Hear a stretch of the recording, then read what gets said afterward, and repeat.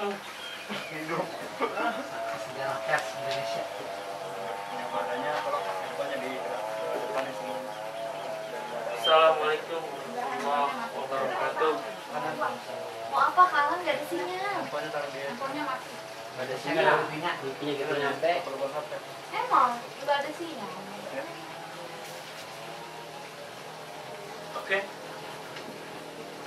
Assalamualaikum warahmatullahi wabarakatuh. Waalaikumsalam. Ya, pada prinsipnya ketika kita berbicara mengenai pers, apalagi bicara pers mahasiswa, memang sedikit saya tadi kutip pasti pembukaan bahwa memang gerakan pers mahasiswa di negara kita itu, dalam konteks perubahan di negara kita itu memang memiliki berbagai macam peran. Artinya peran ini menempatkan pers mahasiswa sebagai satu institusi atau satu gerakan yang kemudian memberikan pengaruh terhadap perubahan sosial di negara kita. Maka oleh karena itu gerakan pers mahasiswa ini sebetulnya tidak terjadi pada waktu sekarang-sekarang saja, atau tidak terjadi pada waktu 98 misalkan dan sebagainya. Tapi kemudian gerakan pers ini memang dia timbul, atau gerakan ini timbul ketika memasuki fase abad ke-20.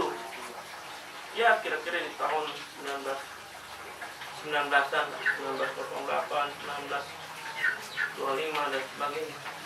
Yang kemudian gerakan pers ini atau gerakan pers mahasiswa ini menjadi suatu embrio perubahan sosial, perubahan kultur masyarakat, yang dimana memang gerakan ini adalah gerakan yang timbul di dan lahir di kampus.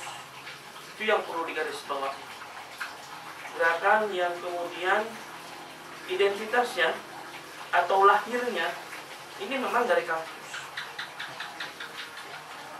Pertanyaannya kemudian siapa pelaku gerakan pers mahasiswa ini? Ya, otomatis tidak ada lagi selain mahasiswa. Mahasiswa inilah atau pemuda inilah yang kemudian menjadi pelopor penggerak dari gerakan pers mahasiswa itu sendiri. Kita kembali ke sebuah makna bahwa kemudian terjadinya perubahan dalam konteks perubahan sosial di Indonesia ini, atau di Indonesia, terutama di Indonesia umumnya, khususnya di daerah ini, tidak terlepas dari yang namanya peranan pers mahasiswa itu sendiri. Karena seperti apa yang saya awal katakan, bahwa pers mahasiswa ini adalah salah satu kalau boleh dikatakan, gerakan pers mahasiswa ini adalah salah satu gerakan yang kemudian independen. Gerakan independen, gerakan loyal, atau gerakan yang tidak memiliki kepentingan apapun. Sehingga sejarahnya pun itu kemudian sangat berperan dalam konteks perubahan di negara kita. Nah, kita tarik ke dalam konteks fase sejarah gerakan pers mahasiswa. Coba kita lihat bahwa di sini bisa dilihat bahwa kelahiran pers di Indonesia atau kelahiran pers mahasiswa di Indonesia ini tidak bisa dipisahkan dari semangat perjuangan. Tidak seperti di belahan dunia lain. Pers Indonesia lahir dengan semangat menentang penindasan dan pembelaan rakyat. seperti salah satu pelakunya yang disebut di sini adalah Tirto Adi Suryo, sang pelopor jurnalistik di Indonesia yang menerbitkan pers pertama bernama Medan Triadi. Memang kalau kita lihat bahwa kelahiran pers di Indonesia memang di bumi Nusantara ini tidak terlepas dari yang namanya semangat untuk keluar dari yang namanya nindasan ala kolonialisme. Karena pada waktu itu memang sistem yang dibuat oleh kolonialisme ini adalah sistem yang kemudian menguntungkan terhadap proses eksploitasi yang dilakukan oleh orang kolonial. Kalau kita berbicara sejarah pers, artinya kemudian pers di sini ini semangat pertamanya atau motivasi pertamanya adalah bagaimana kemudian dia menempatkan diri sebagai agen of change atau pembela kepentingan rakyat. Pertanyaannya kemudian berbeda dengan pers-pers yang ada sekarang. Kalau mungkin pers-pers yang ada sekarang itu, saya kira tidak ada 1% pun pers sekarang yang berbicara mengenai kepentingan atau permasalahan-permasalahan rakyat. Pertanyaannya, permasalahan kerakyatan itu apa aja yang ada di situ? Ya, misal seperti kemiskinan, misalkan permasalahan kerakyatan, pengangguran, terus penyerobotan lahan, ataupun misalkan PHK massal dan sebagainya. Yang itu kemudian menjadi problem-problem rakyatan atau problem-problem yang kemudian itu diangkat di dalam konteks pers itu sendiri.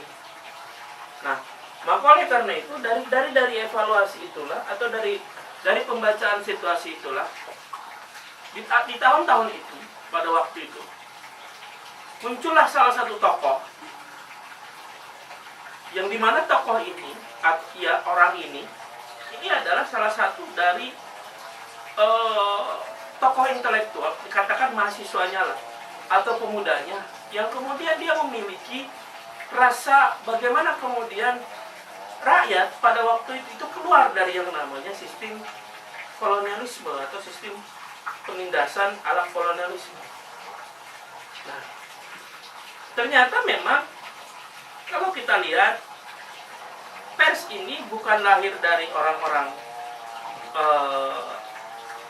mohon maaf ya, pinggiran gitu. Tapi memang pers ini lahir dari orang-orang atau intelektual yang itu dididik di kampus. Ya. Nah, itu tidak jauh dari apa yang sekarang kalian lakukan, yang sekarang kalian kerjakan di kampus. Jadi kampus itu perlu diketahui, kampus itu adalah salah satu contoh miniatur negara. Di kampus itu ya, di kampus itu yang sekarang kalian duduk itu adalah salah satu contoh dari miniatur negara. Jelas di sana ada yang namanya presiden mahasiswa. Di negara kita pun ada yang disebut dengan presiden Indonesia. Jelas di kita ada yang namanya menteri-menteri.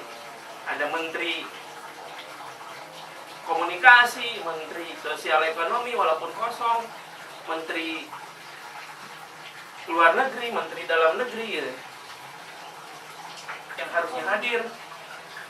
Nah, ini sebetulnya adalah kita mencoba untuk bagaimana mencontoh apa yang ada di dalam negara kita terapkan di dalam kampus. Nah, ada presiden, ada menteri, mereka kan semua mengeluarkan yang namanya kebijakan atau mengeluarkan yang namanya kewenangan.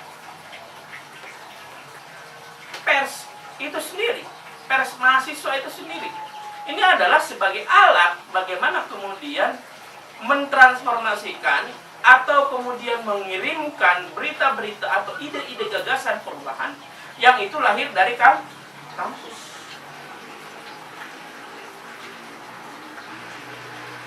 Selama ini memang ide-ide perubahan, coba kalian rasakan, ide-ide perubahan, ide-ide inovasi, ide-ide tentang apa?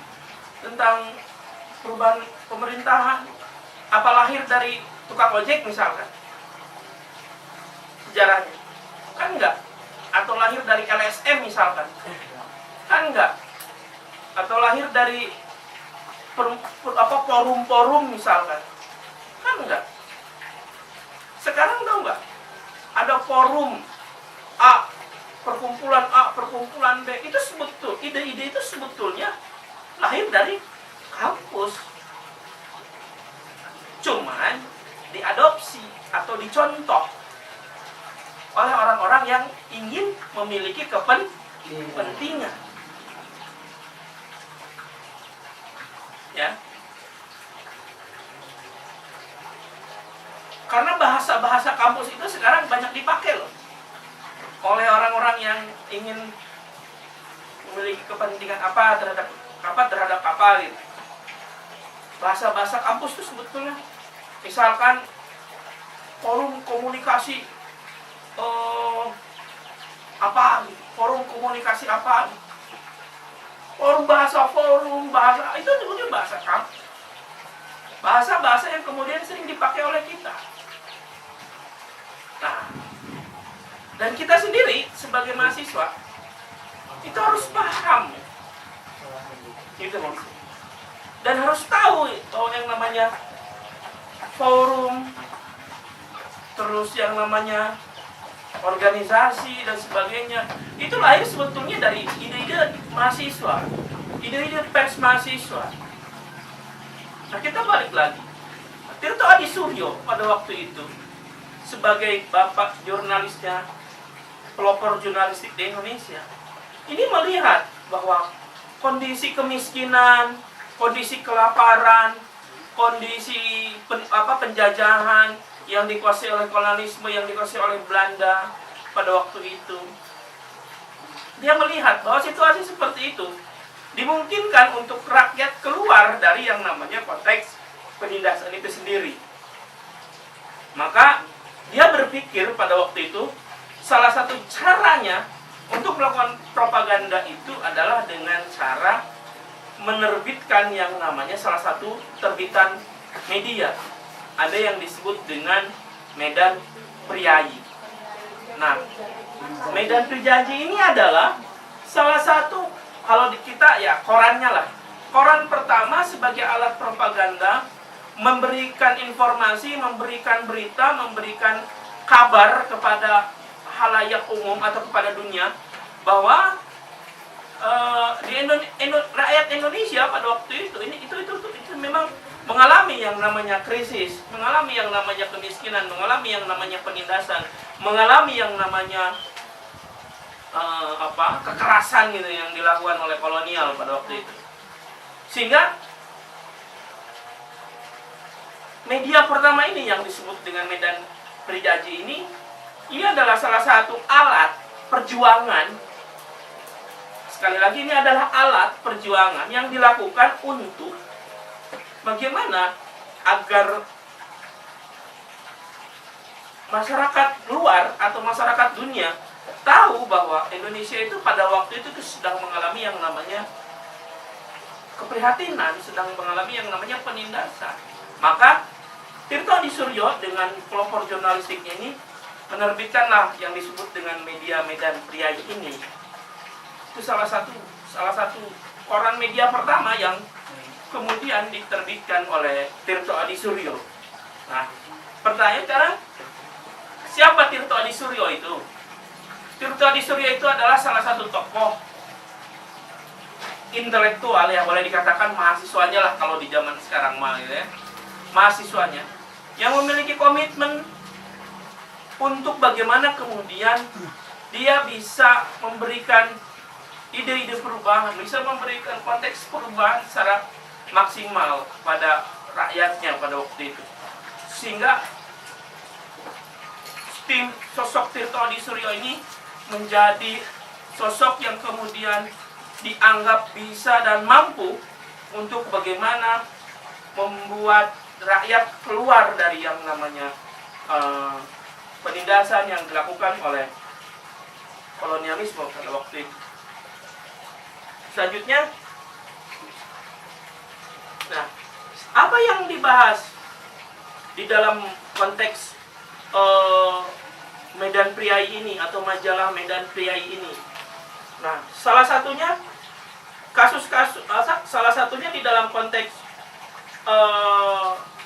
media yang dibuat oleh Tirto Adi Suryo ini dengan Medan Priai-nya ini, dia membahas tentang kasus-kasus yang menimpa rakyat, terutama rakyat miskin. Membedah peraturan hukum Hindia Belanda sehingga kalangan pribumi tidak gampang dijerat dan dibodohi. Hingga pemuatan karya sastra yang menyuarakan kepentingan rakyat, di mana tidak jarang diadopsi dari sebuah kisah nyata. Jadi isi katakan ini contoh gitu ya, ini Medan Priai. Anggap aja ini Medan Priai walaupun bacanya Banten Priai Pos. Medan Priai ini dalam konteks isinya, isi beritanya, ini semua membedah kasus-kasus yang menimpa rakyat miskin pada waktu itu. Nah, kasus-kasus itu pertama contoh misalkan kelaparan, terus kematian, terus penembakan, terus penangkapan, terus apapun itu yang itu lahir dari program-program kerakyatan, penggusuran misalnya. Yang secara tidak langsung sistem ini atau sistem penindasan ini dibuat untuk kemudian agar rakyat Indonesia pada waktu itu ini tidak kemudian keluar dari yang namanya kebodohan, biar tetap bodoh gitu. Sehingga pemuatan karya sastra ini yang kepentingannya untuk rakyat, di mana tidak jarang diadaptasi dari sebuah kisah nyata. Nah, ini yang kemudian dimuat di dalam majalah-majalah atau buletin-buletin di Medan Priai ini. Nah, ini fotonya. Ini foto dari tokoh-tokoh pers yang pada waktu itu berada di tokoh foto-foto yang tokoh pers jurnalistik di abad-abad ke-20. Ya. Ini foto-foto tokoh.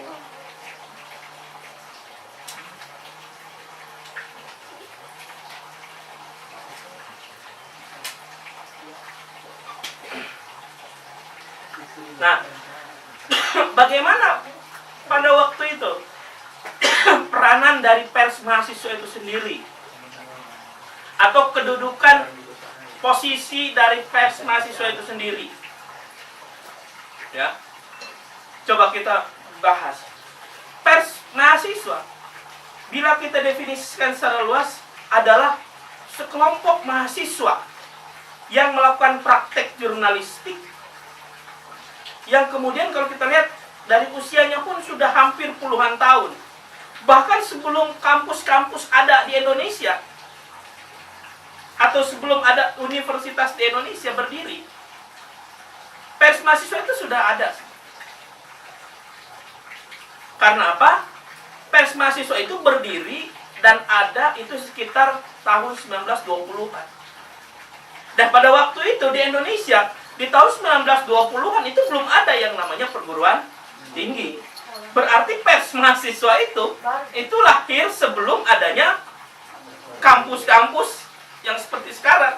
UI misalkan, UGM, ITB, Unpad dan sebagainya. Pers mahasiswa itu sudah ada. Gitu ya. Karena lahirnya Tirto Adi Suryo pun sebetulnya dia itu belajar pers bukan di Indonesia, tapi di Hindia Belanda. Pers mahasiswa belum ada kampus Pak. Jadi persnya pers pemuda. Oh, pers pemuda bukan Pers rakyat.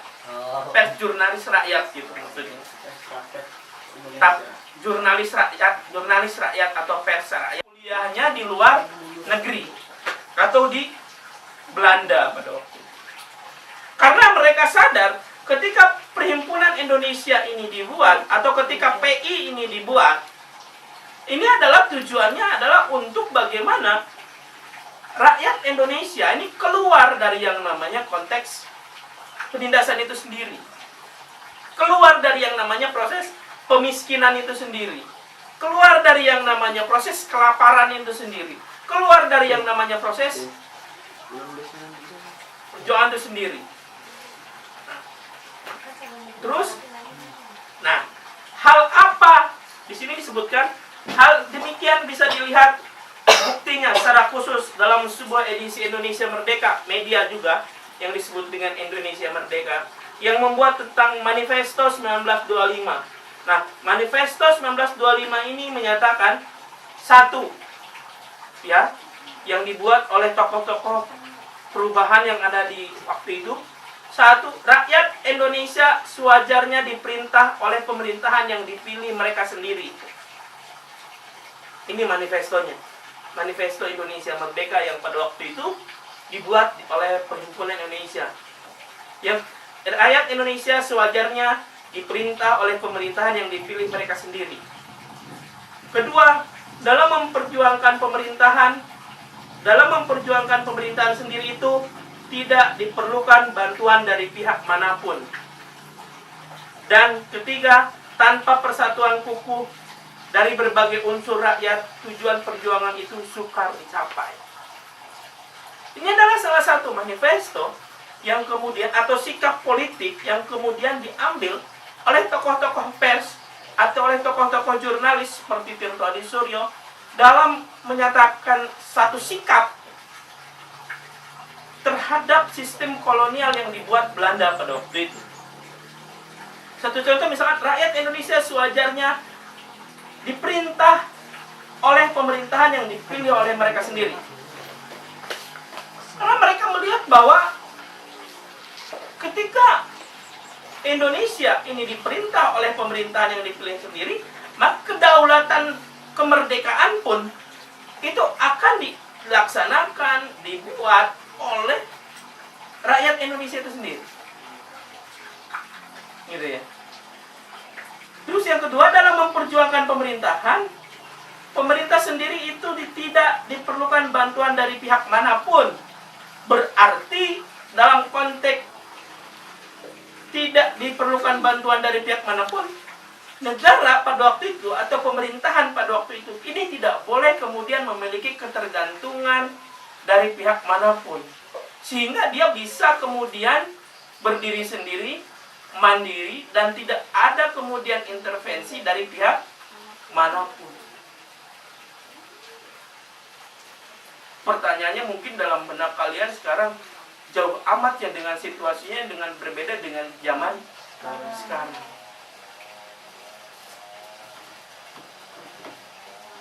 Ya. Kalau dulu memang banyak orang miskin, banyak orang yang kelaparan, banyak. Sekarang banyak, masih banyak orang miskin, masih banyak orang yang kemudian tidak boleh sakit, masih banyak orang yang kemudian tidak bersekolah.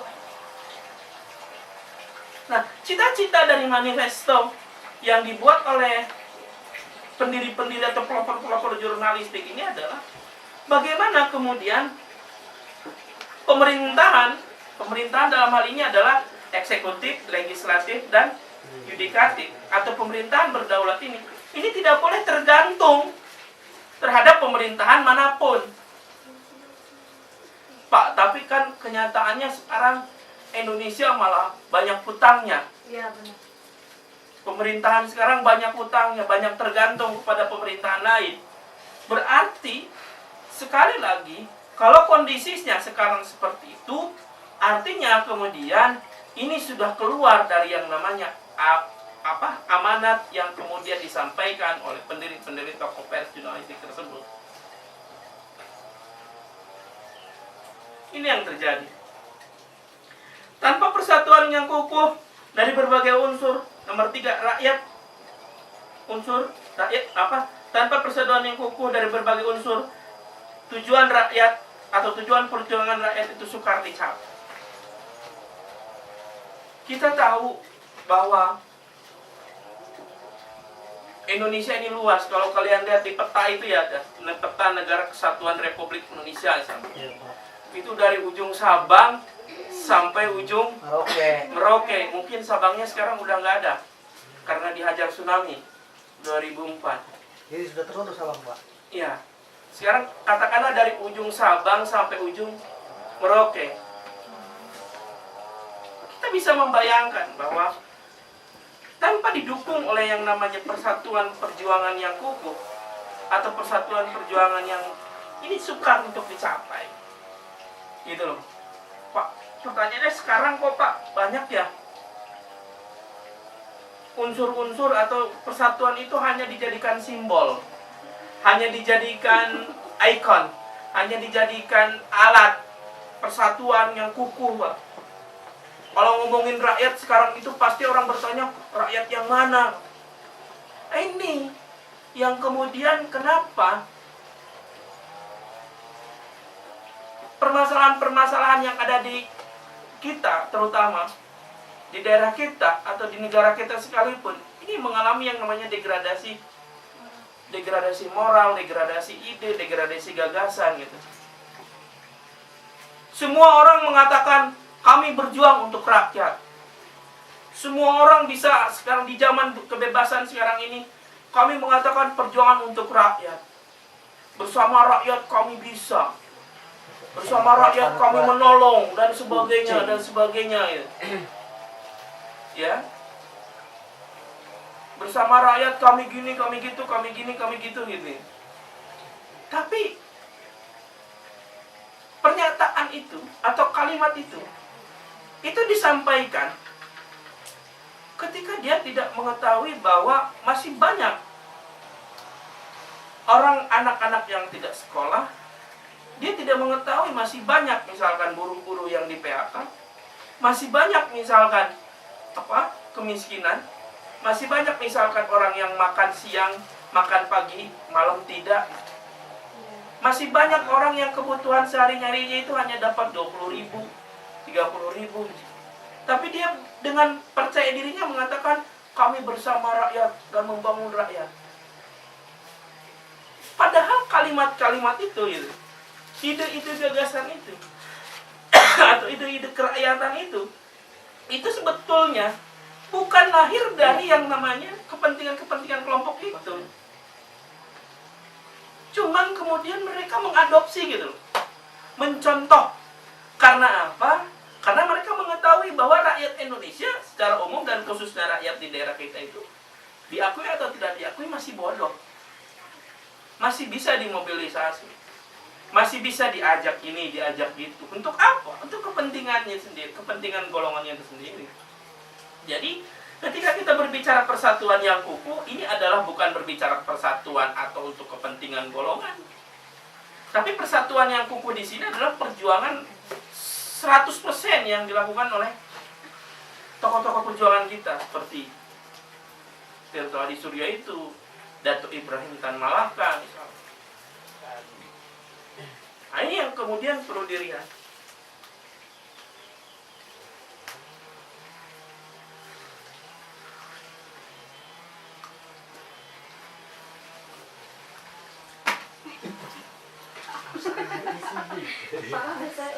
Gitu ya. Nah, bahkan salah satu tokoh selain apa yang tadi saya katakan, seperti Muhammad Hatta. Muhammad Hatta ini adalah yang dulunya menjadi wakil presiden pertama di kita. Dia menyampaikan orasi yang menuntut kemerdekaan Indonesia pada Agustus 1926 di Perancis dalam Kongres ke-6 Liga Demokratik Internasional untuk Perdamaian. Selain Muhammad Hatta, banyak juga tokoh Perhimpunan Indonesia yang berperan besar tidak hanya dalam pergerakan, namun juga di hari-hari awal Republik Merdeka. Mereka diantaranya adalah Sultan Syahrir, Sutomo, dan Ali Sosro Mijoyo. Nah, tokoh-tokoh ini adalah tokoh-tokoh yang kemudian di awal-awal kemerdekaan mereka adalah tokoh-tokoh yang memiliki visi, yang memiliki keyakinan bahwa Indonesia itu harus keluar dari yang namanya kemiskinan. Indonesia ini harus keluar dari yang namanya penindasan. Indonesia harus keluar dari yang namanya kebodohan. Nah, tokoh-tokoh ini seperti Sultan Syahrir, Sutomo, Ali Sastromijoyo, Muhammad Hatta, mereka menyuarakan itu. Tirto Adi Suryo, mereka menyuarakan ide-ide perubahan itu dengan cara mereka. Salah satunya adalah dengan cara tadi melakukan konsolidasi di dalam pers kerakyatan itu sendiri atau pers mahasiswa itu sendiri. Nah, coba kita lihat perkembangan pers mahasiswa di zaman ke zaman, dari fase ke fase. Pers mahasiswa kalau kita lihat di rezim kolonial fasis Jepang di 1942 dan 1945.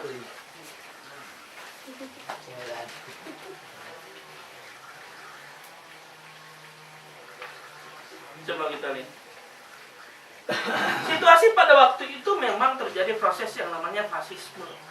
Fasisme muncul dengan 3 kekuatan. Fasisme ini adalah salah satu ideologi yang dibuat oleh pada waktu itu Hitler di Jerman. Dan mereka mengesahkan bahwa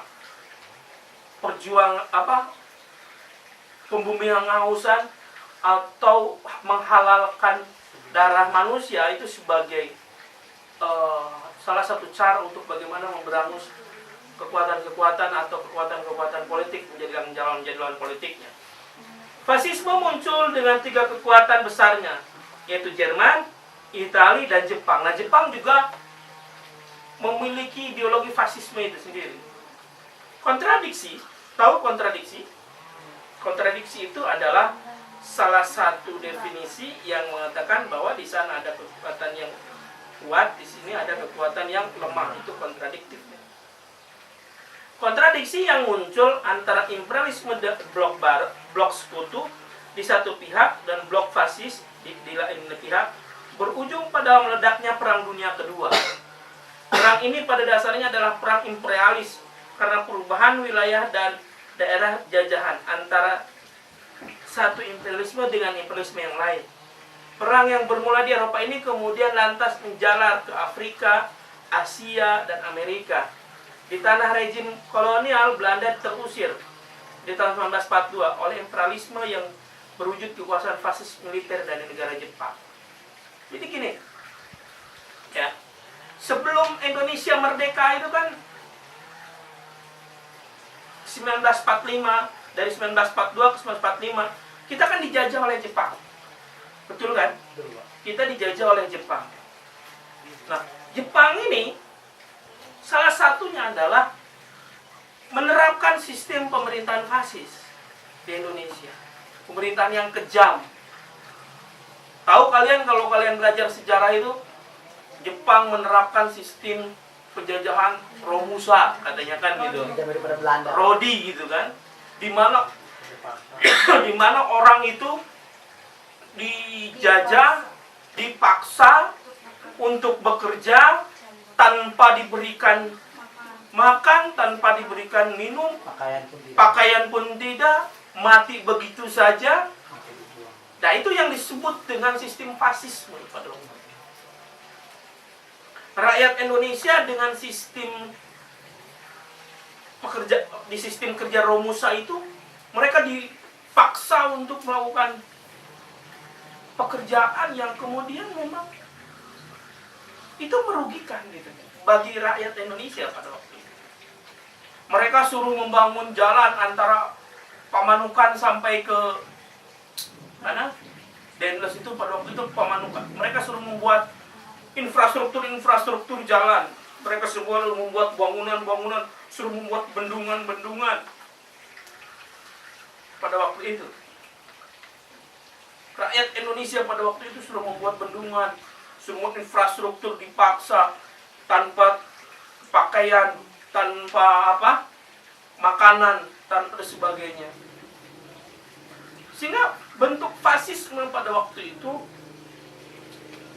ini yang diwujudkan oleh Jepang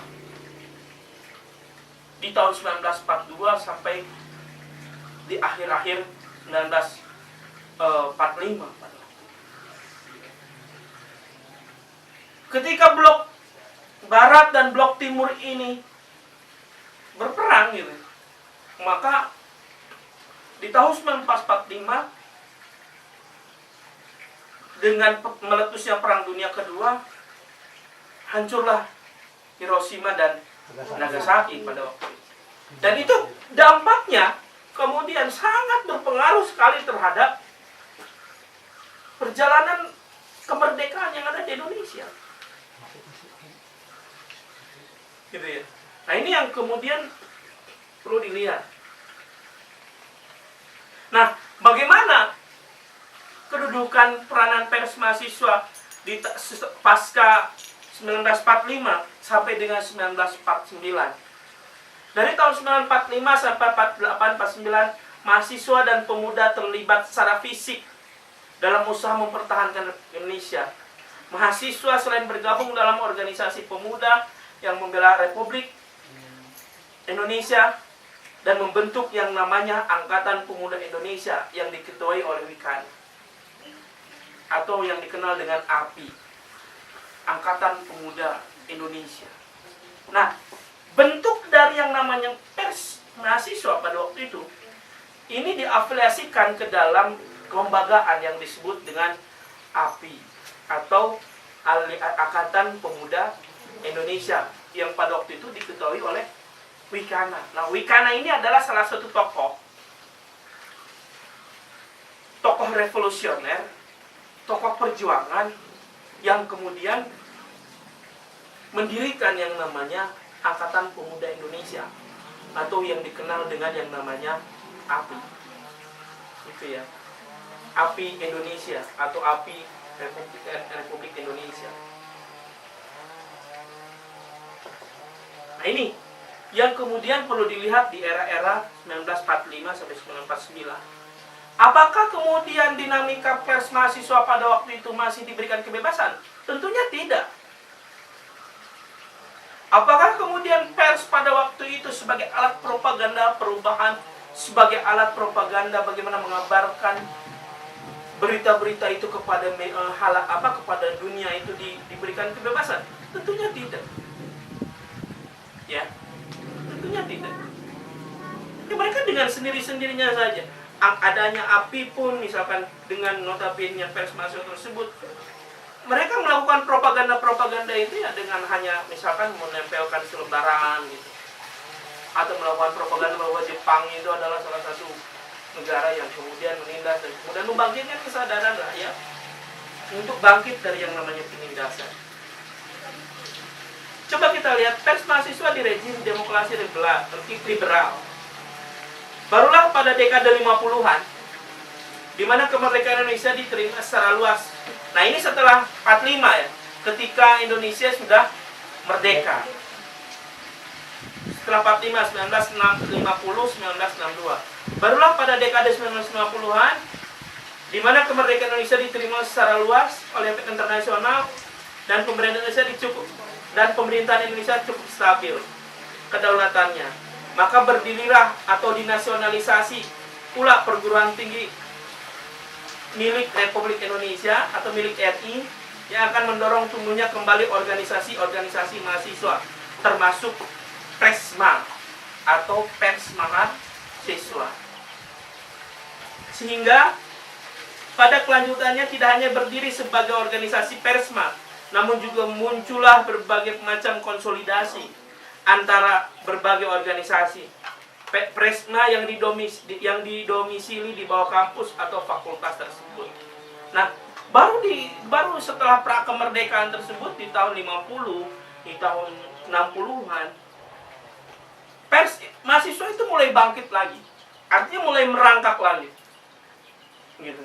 Dari yang tadinya kemudian pers mahasiswa itu sendiri di zaman Hindia Belanda, di Bredel, organisasi-organisasi pers mahasiswa yang dibuat oleh mahasiswa di kampus. BKPM ini adalah bukan organisasi pers mahasiswa, tapi organisasi pers yang dibuat sebagai propaganda tandingan yang dibuat oleh Orde Baru untuk menandingi lembaga-lembaga pers mahasiswa.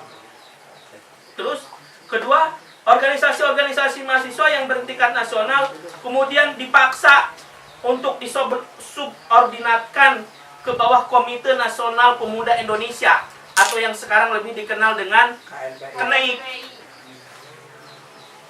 KNPI, Ini Pak. baik genil. Atau yang lebih dikenal dengan KNPI. Jadi, jujur ya, kalau kita berbicara, ini sejarahnya KNPI ini ya. Sejarahnya, mohon maaf kalau di sini ada keanggotaan orang-orang KNPI. Saya akan jujur saja. Siap Pak, siap. Gitu. Siap. Coba buka saja Pak. Organisasi-organisasi mahasiswa yang bertingkat nasional kemudian juga dipaksa disubordinatkan. Artinya disubordinatkan ini dipaksa masuk yang seharusnya organisasi mahasiswa ini tumbuh di kampus, melakukan kritisisme, melakukan ide-ide perubahan kerakyatan di kampus. Karena pada waktu itu Orde Baru boleh dikatakan anti kritik, anti perubahan, maka diwadahilah organisasi-organisasi mahasiswa ini ke dalam Komite Nasional Pembentukan atau Pemuda Indonesia, KNPI. Nah, KNPI ini adalah salah satu bentukan pemerintahan rejim Orde Baru pada waktu itu untuk menandingi organisasi-organisasi gerakan mahasiswa, termasuk pers mahasiswa. Jadi mengatasnamakan Komite Nasional Pemuda Indonesia, organisasi ini menjadi organisasi tandingan yang dibuat oleh rejim Orde Baru untuk kemudian mensubordinatkan, jadi memasukkan gerakan-gerakan mahasiswa itu atau pers mahasiswa itu ke dalam organisasi KNPI. Jadi sejarah kemudian gerakan mahasiswa ini memang terlepas dari yang namanya Komite Nasional Pemuda Indonesia. Jadi Komite Nasional Pemuda Indonesia ini dibuat adalah untuk bagaimana menandingi gerakan-gerakan mahasiswa atau gerakan-gerakan pers mahasiswa.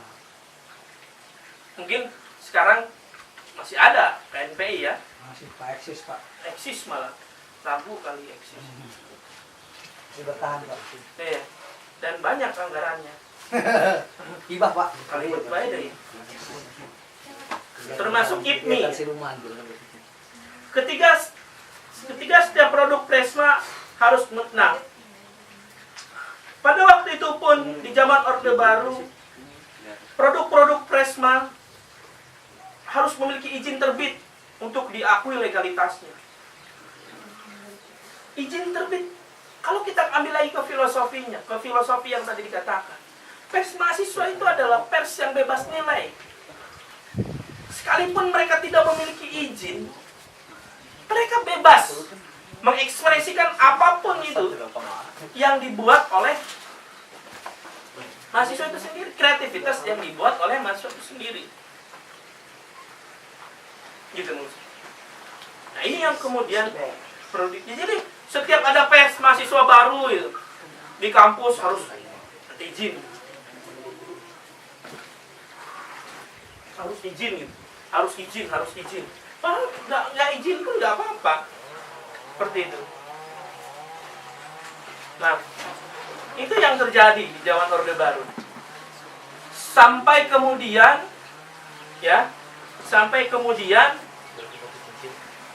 di tahun 1984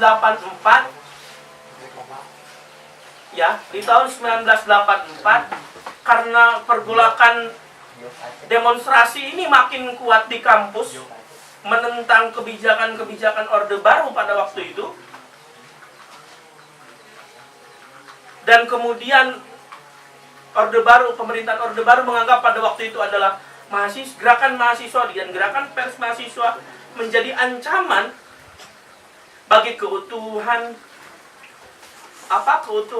sistem pemerintahan Orde Baru pada waktu itu. Secara tidak langsung atau secara langsung, gerakan pers mahasiswa dan gerakan pers mahasiswa ini kemudian dibredel.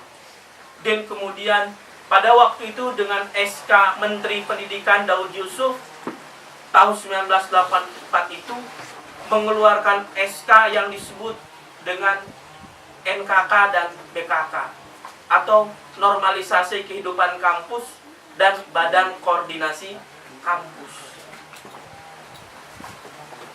Yang tadinya kemudian mahasiswa itu diberi kebebasan dalam bergerak, diberikan dalam kebebasan dalam melakukan ide, dalam melakukan gagasan, dalam melakukan ide perubahan.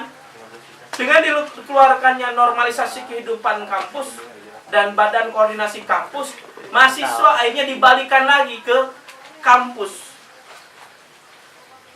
oleh pemerintahan Orde Baru pada waktu itu. Jadi mahasiswa dan pers mahasiswa pada waktu itu ini tidak boleh lagi melakukan kritik, melakukan demonstrasi, melakukan ide-ide perubahan.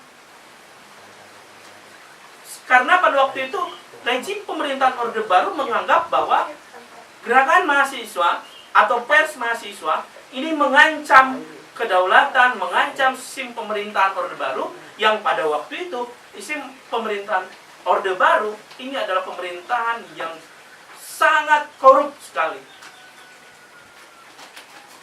Di mana negara pada waktu itu ini anti kritik, anti kemudian perubahan. Padahal pada waktu itu rakyat sudah miskin, rakyat sudah menderita. Ya.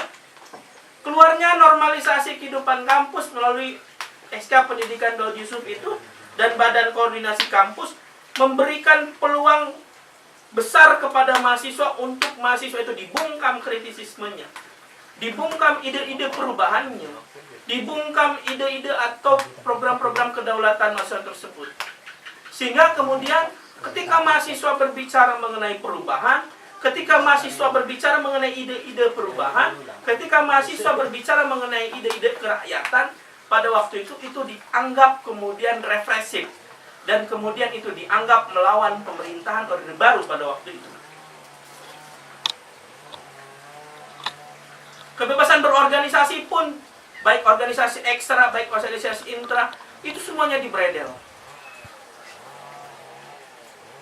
Mahasiswa tidak diberikan ruang lagi untuk berekspresi. Mahasiswa tidak bisa diberikan ruang lagi untuk memberikan kritik, memberikan saran, memberikan ide, memberikan gagasan, melakukan konsolidasi kerakyatan sekalipun, membela rakyat sekalipun. Ya, mahasiswa hanya dituntut untuk masuk di kampus lagi. Sehingga kemudian ide-ide perubahan itu tidak muncul. Nah, ini membuat gerakan-gerakan mahasiswa pada waktu itu mulai kemudian berpikir ulang, mulai kemudian mengkonsolidasikan ulang, mulai kemudian berjuang kembali. Pada waktu itu mereka mengatakan bahwa kalau kita hari ini tetap tunduk tertindas, maka kita akan mati, akan hangus selamanya. Maka mereka punya simbol perjuangan dengan melakukan pernyataan seperti ini: tunduk tertindas atau bangkit melawan, karena mundur adalah pengkhianatan. Ya. Maka di tahun-tahun itu ketika Normalisasi Kehidupan Kampus dan Badan Koordinasi Kampus ini dikukuhkan atau di SK-kan melalui SK Menteri Pendidikan tersebut, ini diimplementasikan oleh kampus-kampus bahwa kampus harus balik, mahasiswa harus lagi balik ke kampus. Mahasiswa nggak boleh ngomongin lagi kemiskinan rakyat. Mahasiswa nggak boleh lagi ngomongin tentang ide-ide perubahan rakyat.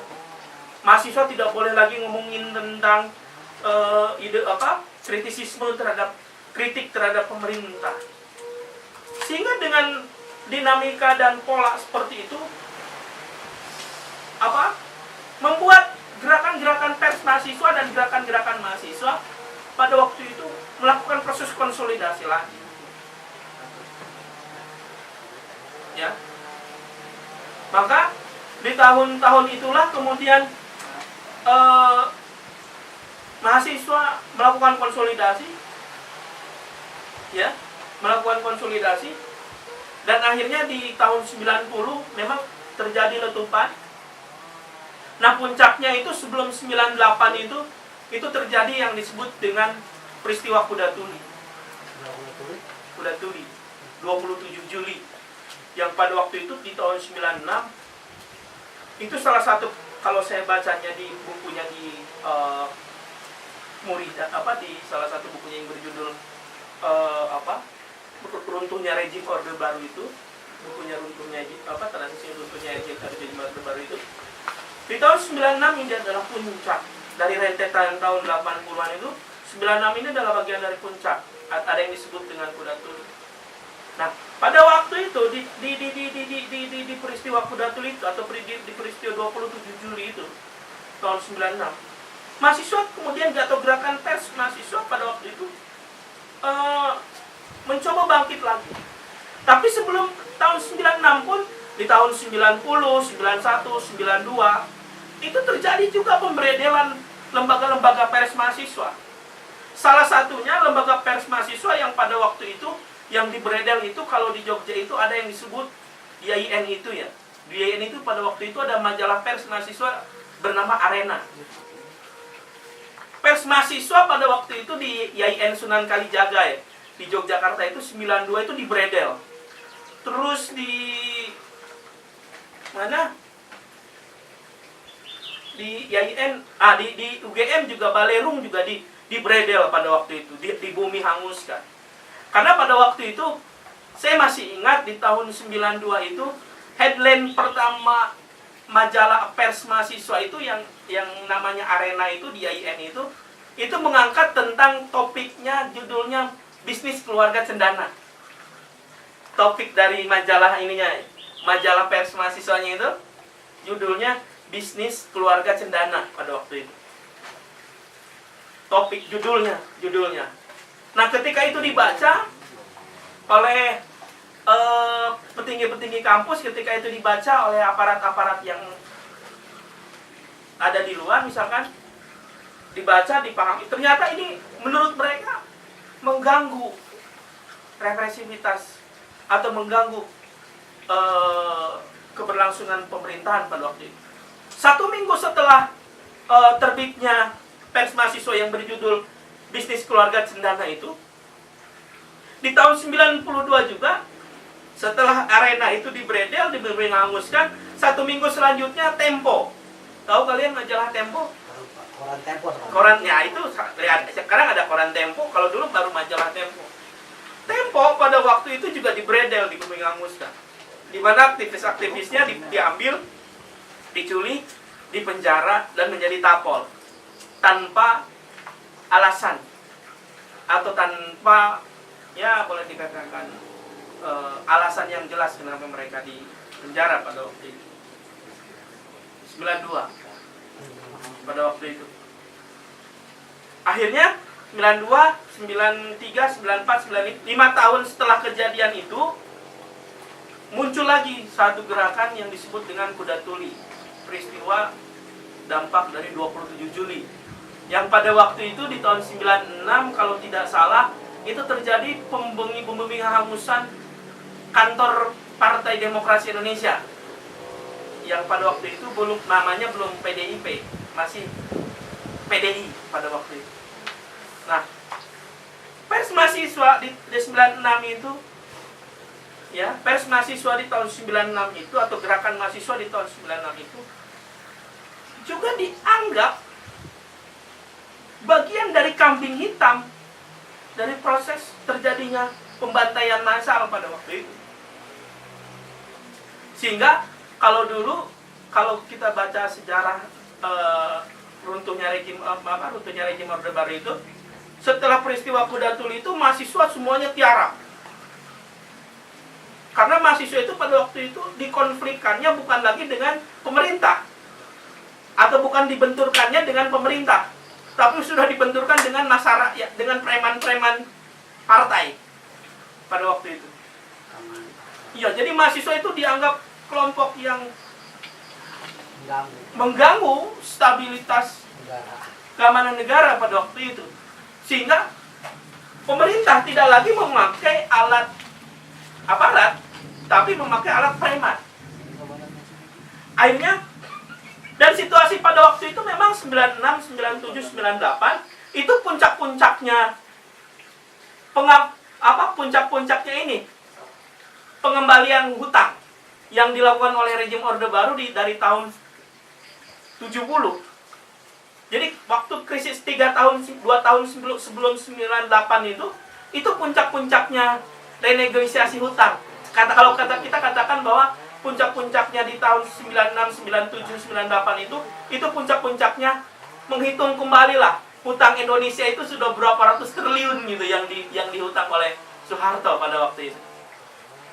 Sehingga rentetan 98 ini bukan hanya terjadi di 98 sebetulnya. Rentetan reformasi, demonstrasi, sampai runtuhnya rejim Orde Baru itu bukan hanya terjadi di tahun 98. Tapi juga rentetan itu terjadi di tahun 70, waktu itu malapetaka 15 Januari.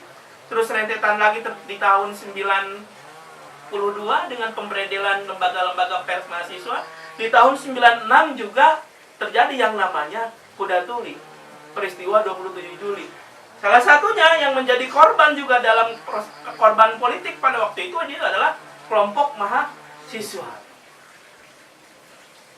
Nah, di tengah situasi seperti itu, hutang-hutang pemerintahan rejim Orde Baru yang tadinya selalu menghutang kepada negara-negara barat, itu sedang terjadi penghitungan ulang, penghitungan kembali.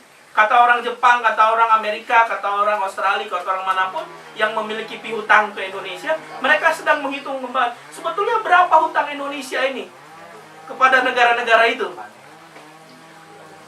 Nah, puncak-puncaknya terjadilah pemberontakan atau terjadilah demonstrasi massal yang pada waktu itu diawali di Trisakti, disemangi oleh mahasiswa Trisakti gitu.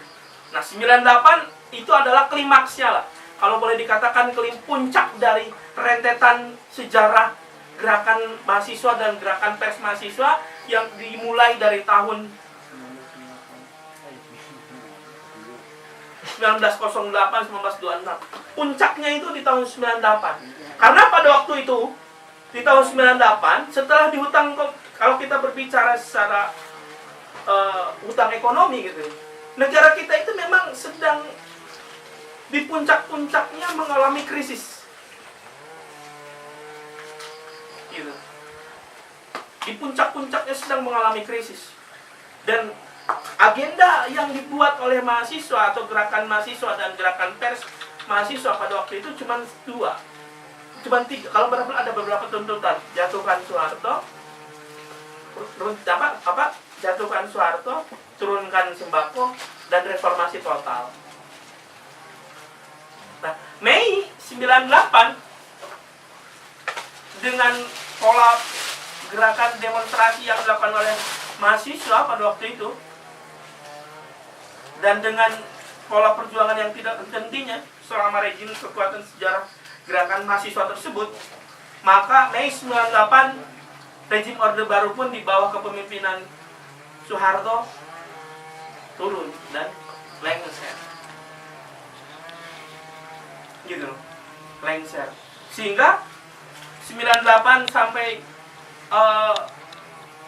digantinya Soeharto dengan Habibie ya pada waktu itu, ini membuka peruang perubahan, ruang dan sebagainya.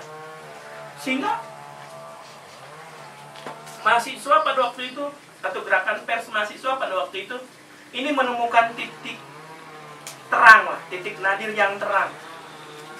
Dulu sebelum tahun 98, orang kalau bicara gerakan pers mahasiswa itu sudah represif, sudah langsung berhadapan dengan aparat. Tapi sekarang kita berbicara gerakan pers mahasiswa atau gerakan pers Indonesia sekalipun, itu kebebasannya sudah sangat bebas, terbukti.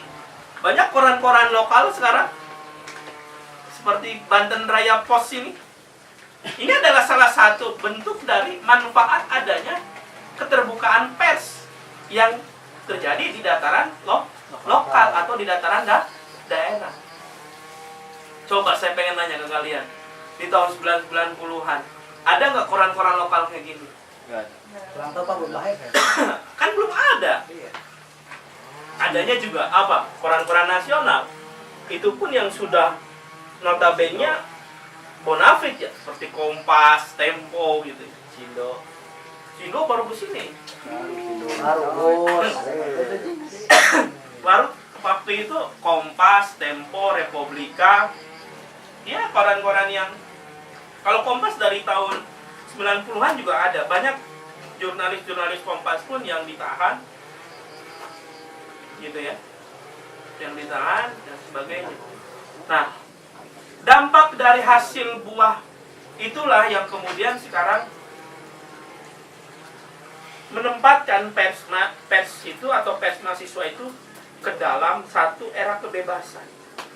Nah, dari sejarah kronologis itulah kemudian baru kita mempertanyakan satu yang saya harus pertanyakan. Setelah kebebasan ini terjadi, setelah kebebasan pers ini terjadi, pertanyaan dasar saya saat ini, di mana pers mahasiswa sekarang berada? Terus, kenapa Pak pers mahasiswa hari ini sampai mati suri? Di mana gerakan mahasiswa sekarang? Yang dulu notabene, yang dulu secara ruh semangat, mereka menjadi pelopor perubahan di negara ini. Mereka menjadi gerakan yang memiliki progresivitas di dalam perubahan. Persoalan sekarang, pertanyaannya mendasar saya, di mana gerakan itu sekarang? Di mana pers mahasiswa itu sekarang? Padahal, kalau kita ngomongin pers mahasiswa itu sekarang itu ya, dukungan kita sekarang sebetulnya sudah kuat. Daya dukung kita sebetulnya sekarang sudah kuat. Kita sudah punya fasilitas yang namanya internet,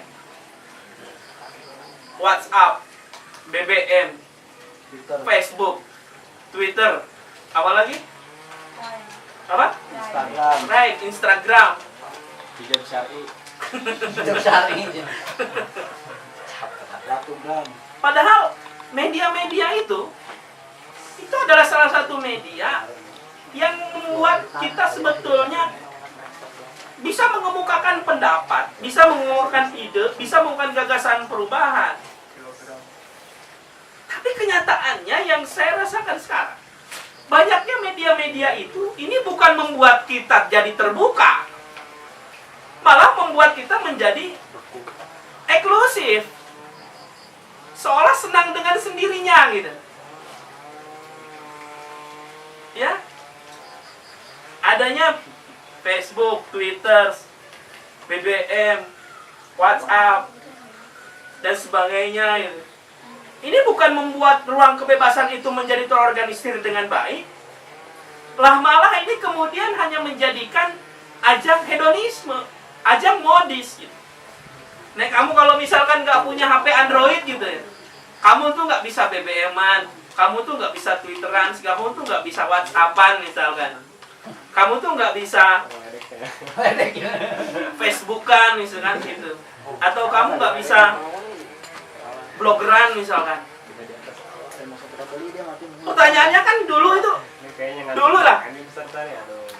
Kita pertanyaan gini, di tahun 2000-an lah ya, 2000 ke sini, sebelum adanya Twitter, WhatsApp, BBM, Instagram dan sebagainya, toh kita masih bisa berkumpul, berdiskusi gitu ya. Sesama kita bisa melakukan ide-ide perubahan itu. Tapi ketika ada media online seperti ini, ya media sosial seperti ini ya, seperti Facebook, Twitter dan sebagainya, ini lucunya malah menjadi kita menjadi manusia yang terasing di gila, menjadi mahasiswa yang terasing dari dirinya sendiri, terasing dari temannya sendiri. Sekarang kalian punya HP misalkan media sosial ini, kalian enaknya gitu, ngomong berhadapan aja nggak pernah ngomongnya BBM. Padahal saling berhadapan. Kemarin kemana? Padahal berhadapan gini. Gitu kan? Seolah-olah kita raga kita itu, ide gagasan kita itu dimatikan oleh yang namanya alat ini. Bareng yuk,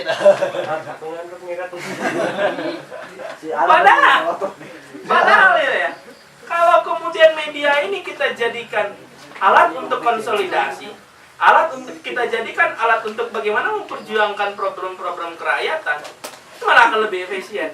Adanya website misalkan. Website ini kan salah satu media untuk bagaimana mengabarkan tentang kegiatan-kegiatan apa yang kemudian kita lakukan misalkan. Mengabarkan tentang kegiatan-kegiatan yang kita lakukan misalkan. Ini perlu dan terus kita lakukan. Maka oleh karena itu, salah satu hal yang perlu kita garis bawahi dari apa yang tadi sudah saya katakan,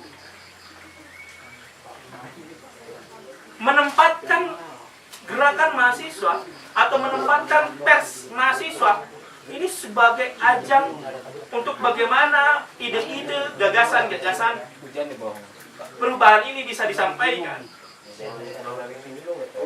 Jadi kalimat terakhir dari saya, bagaimana kemudian gerakan mahasiswa hari ini, gerakan pers hari ini harus kemudian dibalikan lagi ruhnya ke dalam gerakan-gerakan perubahan, gerakan-gerakan pers untuk menjawab problem-problem kerakyatan dan problem-problem kemiskinan, problem-problem pengangguran yang ada di kita.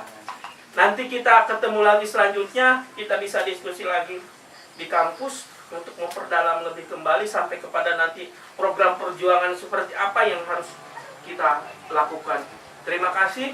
Wabillahi taufiq wal hidayah. Assalamualaikum warahmatullahi wabarakatuh. Waalaikumsalam. Bikin kopi aja dulu. Siap, Komandan.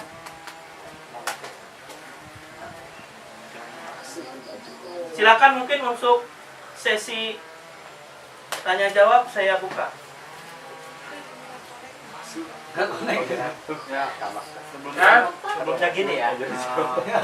Tadi secara kronologis pergerakan massa atau sejarah pers di Indonesia itu pas sebelum adanya Indonesia waktu itu kan pada zaman Hindia Belanda itu kan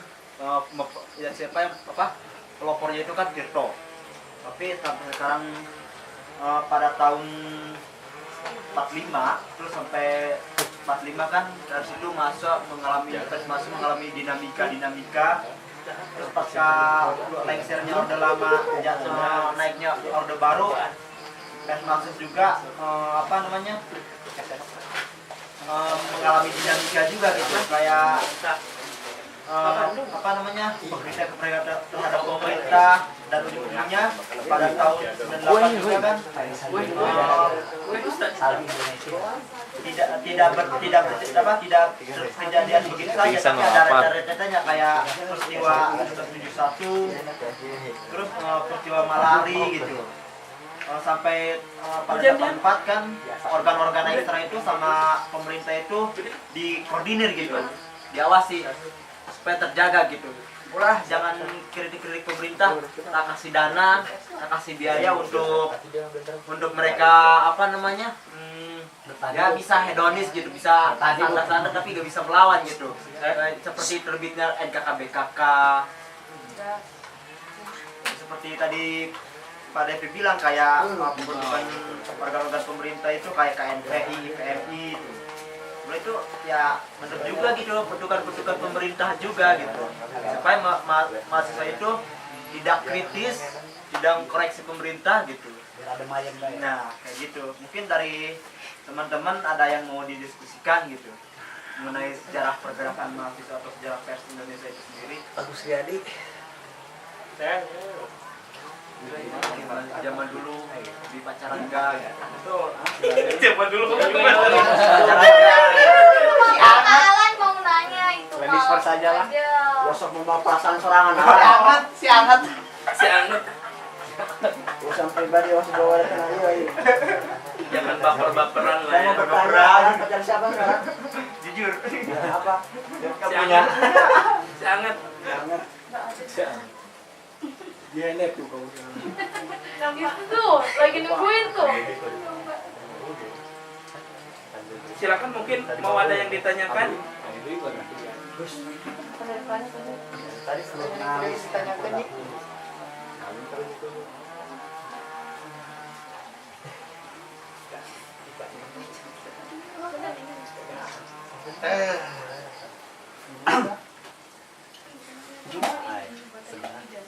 Sebenarnya sih kan ayo yang kuat diri gitu lah. Jadi dia langsung aja gitu kan. Sok. Sudah. Deal. Manja ini gak usah. Ini. Ngasih ropas batang. Wah. Takut itu. Dari biji tadi. Ulah sok muka kartu baget kan. Tadi mah ulang. Apa kopi dulu? Kopi biar cerah. Kopi kan? Kopi hitam. Gus, ini kopi Gus. Sekedar. Kalau kanan kita, yuk berarti dia. Oh, ada. Silakan mungkin ada yang ditanya. Bagus. Buku di baru. Apa mau nanya gini Agus, apa dulu mahasiswa ada anak racing gitu? Ya. Hai. Ini buku nanya mudah.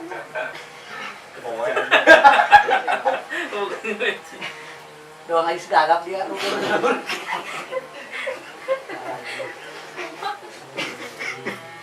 Jalan doang. Tidak orang amat rengken itu. Kedua dulu ya. Bener saya dulu lain. Lu tuh lagi seru aja. Oke, ayo di 2 jam materi kok nggak ada sama sekali. Bangun 2 jam di sini.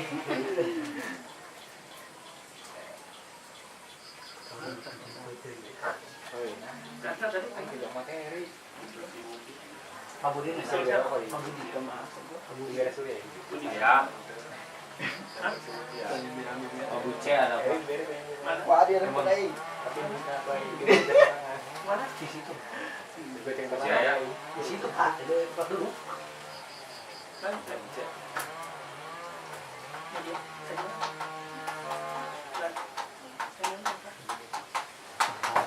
Kulit yang mana?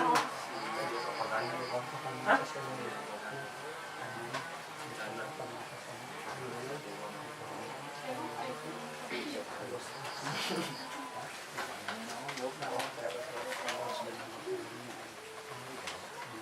Gak ada yang ditanyakan? Enggak ada, Pak. Oke, terima Mulai kasih. Pak.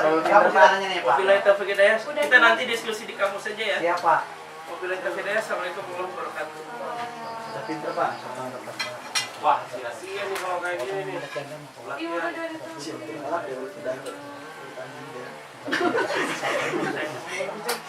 Coba gitu kawatin gitu. Lain dari galak PT mana, Mas? ada utangnya. Diobral, diobral. Diobral, diobral. Media. Diobral kah? Diobral. Ini. Nih. Ih, mahal ini.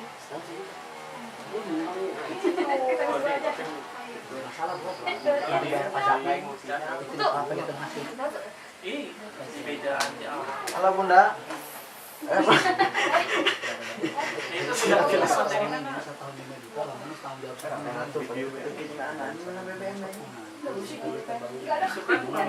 Siapa yang salah SMS tadi itu kontak. Itu nih bos bikin kopi nggak aja. Cewek juga sekalian bikinin tuh. Biar awet sih sampai cobaan awet sih. Suka kopi nggak, Rat? Itu itu siapa nih? Rap. Ngopi. Iya. Tuh kan ngopi dia aja kan. Iya. Ada dulu ya. Kok ya sih? Dingin airnya juga. Air Udah kuno. jauhin dulu, cabut dulu. Beda kan ya? Baru mah pahit baik. Tadi mulai jam berapa? Jam 9. Pagi. Pacaran dong. Iya, betul pembukaan kita. Itu kan tiang benerannya. Ini kan bendera putih. Yang listrik. Yang nginep di sini siapa semua? Anting, gue kan terkan anting. Mau ikan bensin. Kalau dia ya. Terkan anting budak si Suban baik tim. Itu sih mana balik cina tim bari. Masalah kempesan kurang tim. Alan balik, si Subhan balik, Chandra balik, Aiduan yang sare di dia. Berapa tadi Dan mana? Yaya ya. Galuh kerajaan yang masih. Dan Yaya Tadi tur aniaya. permasalahannya nanti pasca pelatihan ini jurnalistik. Oh, iya tadi. Udah hidup 3 hari, tapi pas pulang nggak tahu apa-apa ini mesti ada sanksi. Bagus. Bagus. Yang jalan apa? Meski pagi. Oh masih bangga dia marah dia. Oh, masih ada gue cai di sini. Halo, gua. Tuh. Astagfirullah. Kali itu besok kan masih ada soal-soal teknis Ayo jurnalistik. semangat. Nanti cewek-cewek biar jadi model, nanti yang mau Kali. baliknya. Kali. Parah dia gitu. Kalau sampai gas. Ada di mana Bang? Yusuf ketua dia. Si Sepian kau aja. Iya, dia naik rumah. Eh, Ya iya. Itu bilang ada pelatihan itu ada acara. Jadi kan beda tuh, Tim. Jadi beda. Cara cara ketemu dengan orang tua, soalnya ketemu ke itu sono. Edukatif kan, awalnya ketemu berbalik ke imah. Itu sampai ke Ada dia. materi satu lagi. Nanti ngopi heula tadi. Yang kopi heula doang. Khusus. itu. Iya, ayo.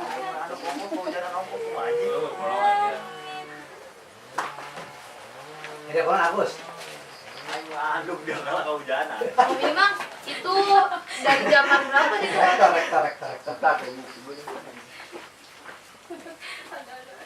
Itu terus melakukan kesangku. Kesang si Agus. Iya.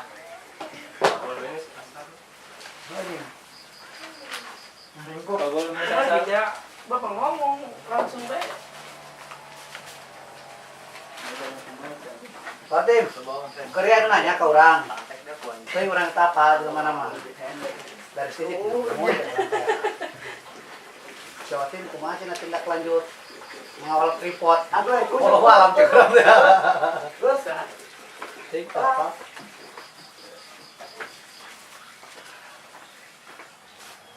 Bos, nanti di bingkai gitu ya. Iya Pak. Senin kasih ke kampus. Senin balik ya. Jalan kampusnya. Ada apa gitu balik Bor? Butuh Imlek ekonomi yang berjalan. Imlek kan. apaan orang demo kan tiap hari. Hei, itu macam mau ke kamu. Sekarang banyak informasi itu gampang. Demo aja. Wes. Aing geus nalian dia. Betul sitingnya mah ih. Aing geus Itu nalian. demo kayak kumaha sih emang. Beli laptop dia, laptopnya dicas. Mending demo apa itu Dicas sebar dicas. sama PP lagi. Ya kan? Kalau sering besarkan di PP sebenarnya. Dia masih ada kagok kerok, waduh kacau mahasiswa masih. Mana sih ada eta? gitu. Jaket lembut jaket. Kita berbicara masalah jasa teh orang Jaket di sana Pak. Iya itu kagok kerok. Sama weh. tadi Saya saya besarkan di situ, Di saya sana. didik di situ, dicas. numpang kehidupan di situ, saya kadang kalah gitu kadang-kadang. Kan kadang numpang hidup intinya. Atuh dicas bae, sabar dicas bae hirup tuh, dicas bae atuh. Ini budi. Goblok sih. Betul kayaknya nyanyi Pak. Iya nya. Bornya. Ya langsung ansos angin. Ansos angin. Adanya aku tanya kopi. Tanya kopi. Jadi Senin. Kan ditanya. Saya bau ini, mana kopi? Kayak ada pulang. Video dokter tadi mana ceritanya dari Nah, ini tuh ketangkep di nanti ya. dia jaga perkara Kamu ketangkep. Mari Pak, pengantar semangat